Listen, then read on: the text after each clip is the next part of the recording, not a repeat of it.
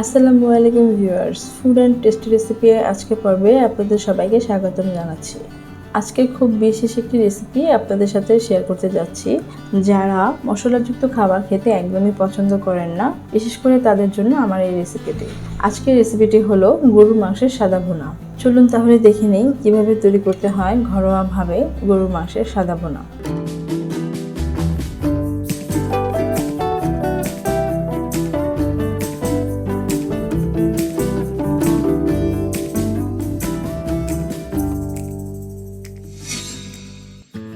আমি এখানে 1 কেজি পরিমাণ গরুর মাংস নিয়েছি।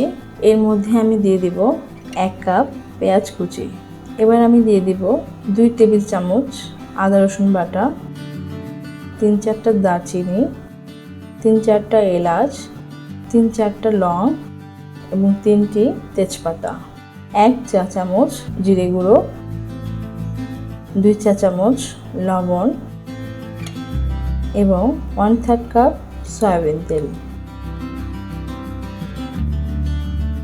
সম্পূর্ণ উপকরণগুলো আমি হাত দিয়ে খুব ভালোভাবে মাখিয়ে নেব। মাংসগুলো খুব ভালোভাবে চেপে চেপে মাখাতে হবে যাতে মাংসের ভিতরের পানিটা বেরিয়ে আসে।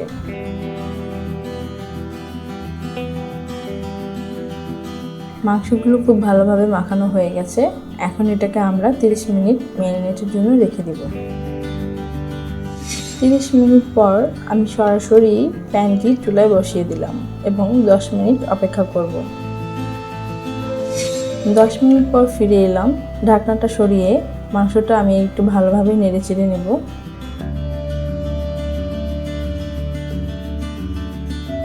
মাংসটা খুব ভালোভাবে নাড়াচাড়া হয়ে গেছে।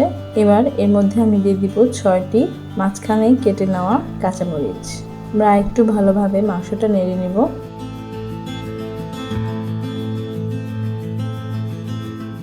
নেড়ে নেওয়ার পর এর মধ্যে আমরা দিয়ে দিব 1 কাপ পরিমাণ লিকুইড দুধ। দুধটি দিয়ে আমরা আবারও ভালোভাবে নেড়ে নেব।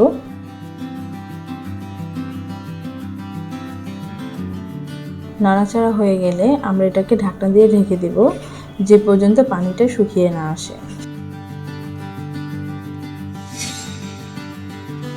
চলে এলাম 15 মিনিট পর। 15 মিনিট পর ঢাকনাটা উঠিয়ে আমরা এটাকে ভালোভাবে নেড়ে দিব এবং এর মধ্যে অনেকটা পানি দেখা যাচ্ছে।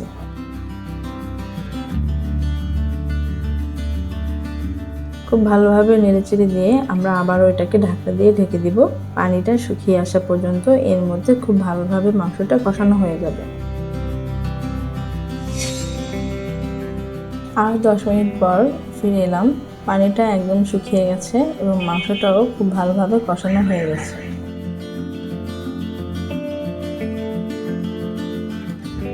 মাংসটা খুব ভালোভাবে কষানো হয়ে গেছে। এই পর্যায়ে আমরা এখানে 4 কাপ পরিমাণ পানি দিয়ে দিব। পানিটা দিয়ে খুব ভালোভাবে নেড়েচেড়ে নিব।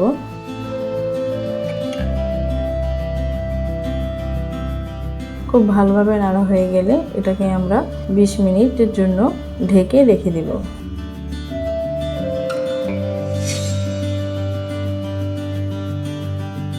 20 মিনিট পর চলে এলাম। মাংসটা খুব ভালোভাবে নেড়েচেড়ে দিতে হবে এবং দেখা যাচ্ছে এর মধ্যে অনেকটা পানি রয়ে গেছে।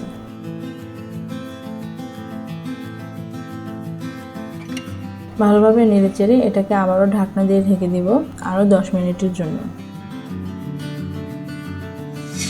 10 মিনিট পর আমরা চলে এলাম। পানিটা একদমই শুকিয়ে এসেছে। এবার এটাকে আমরা খুব ভালোভাবে নেড়েচেড়ে নিব।